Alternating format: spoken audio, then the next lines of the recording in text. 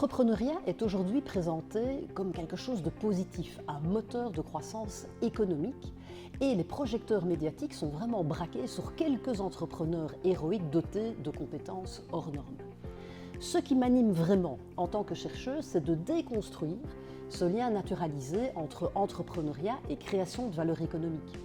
L'entrepreneuriat peut aussi créer d'autres types de valeurs, peut détériorer de la valeur, détériorer nos ressources naturelles, créer de la souffrance, créer des échecs, et ces réalités méritent aussi d'être étudiées et visibilisées.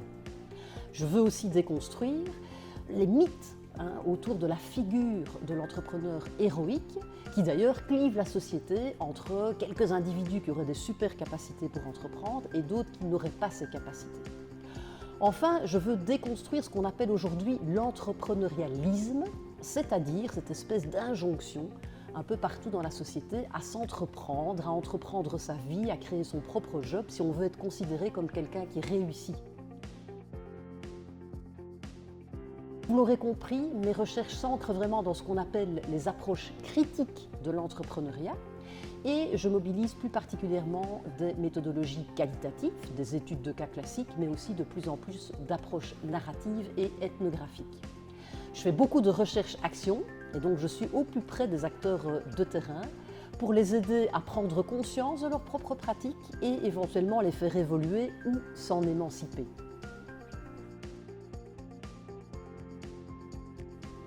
Vous connaissez maintenant les méthodologies, les approches que j'utilise en entrepreneuriat, mais qu'en est-il des sujets plus spécifiquement de mes travaux?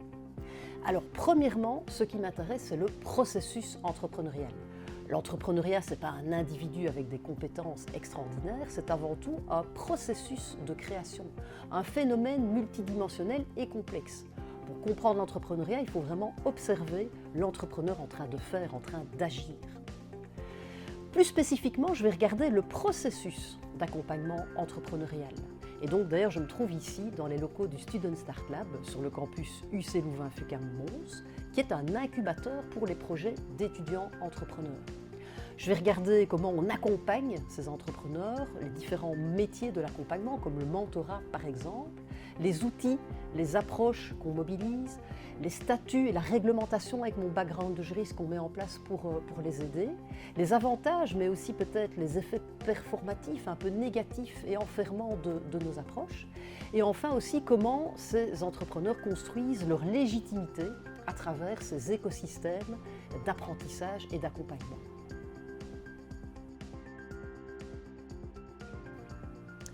Comme vous voyez, on a maintenant changé de lieu. On se trouve ici dans le Play EduLab, toujours sur le campus UC Louvain-Fucam-Mons, qui est un lieu où on peut faire de la formation, donner des cours, tout en jouant. Alors ça m'amène à mon deuxième sujet de recherche, qui est vraiment la cognition entrepreneuriale. La cognition entrepreneuriale, c'est quoi?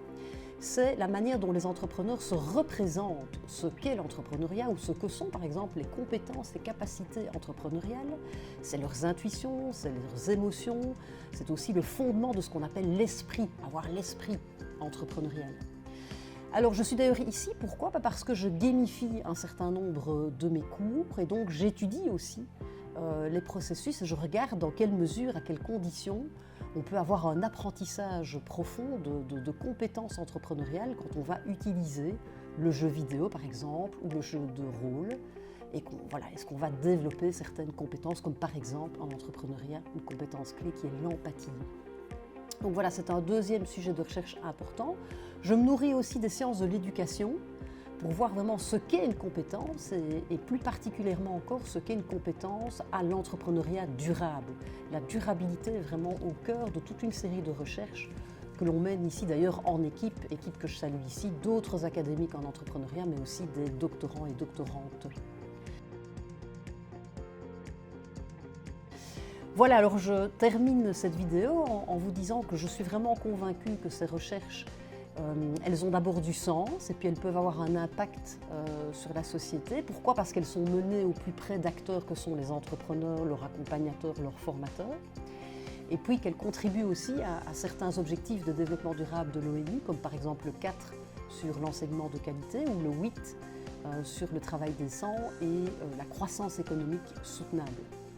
Voilà, j'espère que vous avez apprécié cette visite dans différents lieux et à travers différents sujet de recherche et je vous remercie d'avoir regardé cette vidéo.